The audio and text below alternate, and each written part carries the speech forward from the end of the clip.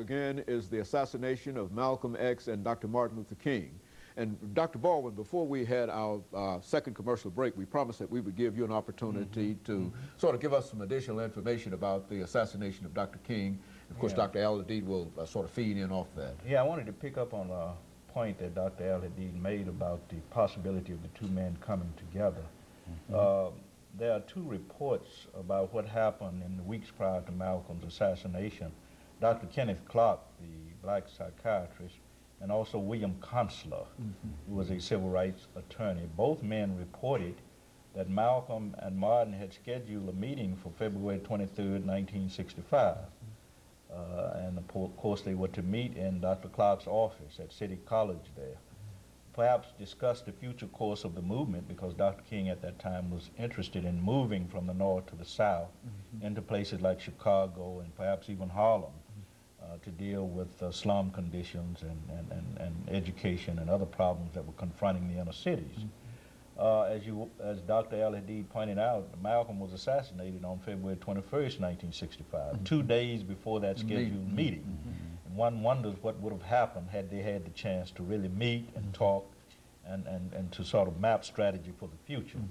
I think that too had some influence on the assassination, certainly of Malcolm X, because the meeting was planned about 2 weeks in advance of the assassination. And of course, there was no way that the power elite could allow these two forces to come together in the struggle. I mentioned also before the break that about these two schools of thought on King's assassination.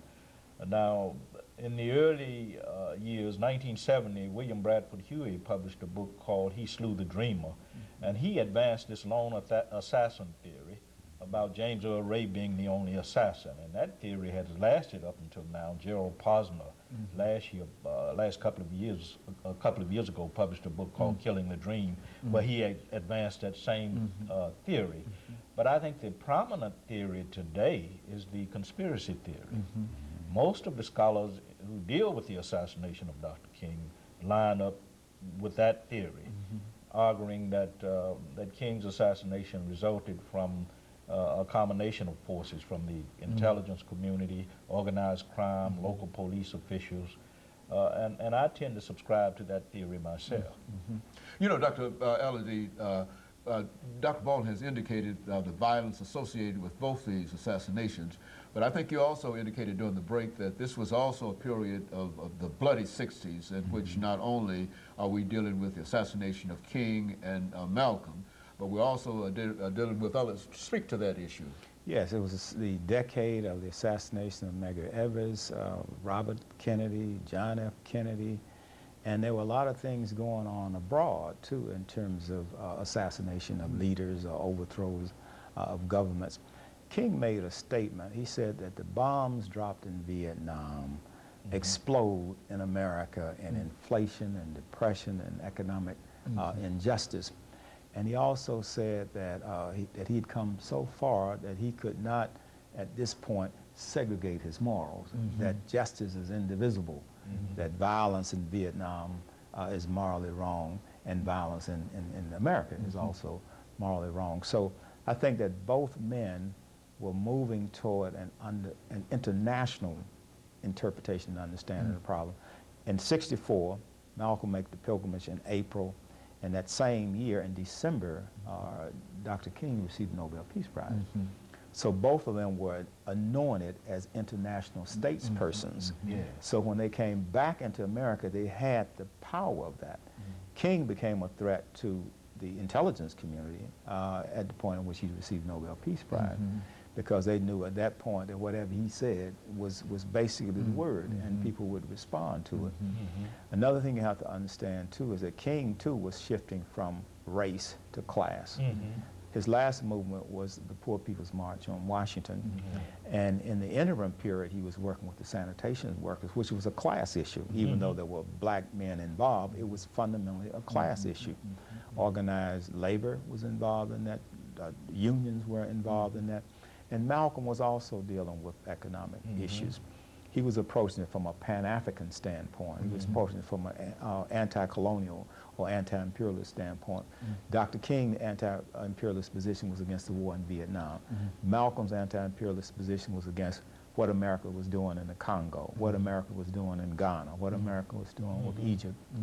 So he was able to pull together allies in Africa, allies in the Muslim world, and if he had been able to get allies in the civil rights movement, then that case that he was trying to take to the World Court and the United Nations would have been very effective, because he would have had the full momentum of the African American freedom movement inside America, plus the freedom movement in Africa, Asia, and in the Muslim world.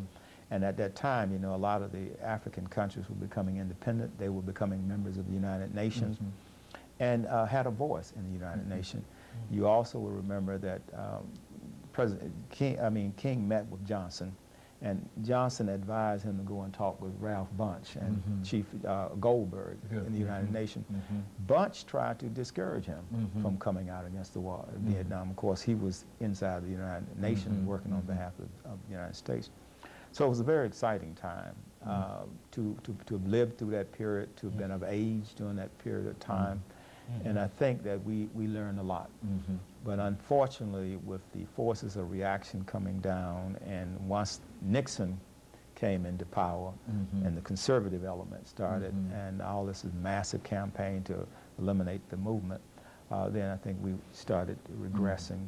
And when the 70s came in, things was just unraveling, coming apart at that time, because you didn't have these leaders.